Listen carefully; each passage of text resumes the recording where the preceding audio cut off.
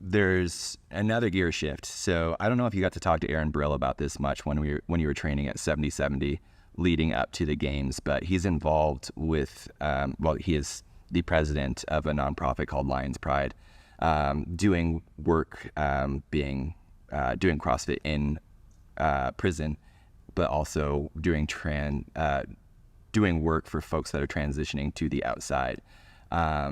What's your take on that, of like inmates working out doing CrossFit and those folks that they're transitioning to the real world? Oh, I think it's amazing. I think it's absolutely amazing. I did talk with Aaron about that, and we even talked about possibly going into, like, I might even be able to go with him to one of those. But it was hard timing wise. It was just really hard to make something like that work.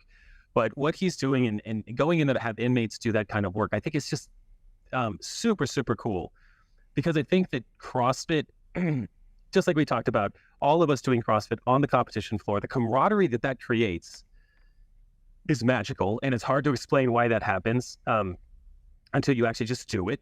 And I think providing that in any environment where it's a mess,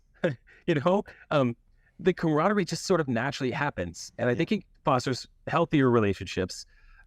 Gives these guys an outlet, a purpose, a reason every day to do some movement. Again, a lot of those guys probably have backgrounds similar to mine, and just crossed the wrong bridge at some point, right? 100%. But they still have all of those characteristics that might make them actually really great CrossFitters. Yeah.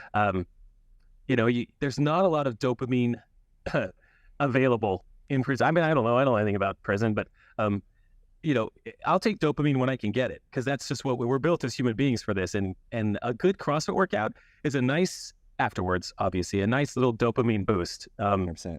A cold plunge, there's a number of ways I try to get a nice dopamine boost that don't involve anything illicit or addictive in nature anymore. 100%. Yeah. And I mean, I've been in there, I've worked out with the guys, and it's transformational for them. Amazing. And it sets them up so well, where they're stepping away from gangs, they're stepping away from addiction, and they're just coming out in such a better place than they would be. And it's very, very cool to see that work that Aaron's doing.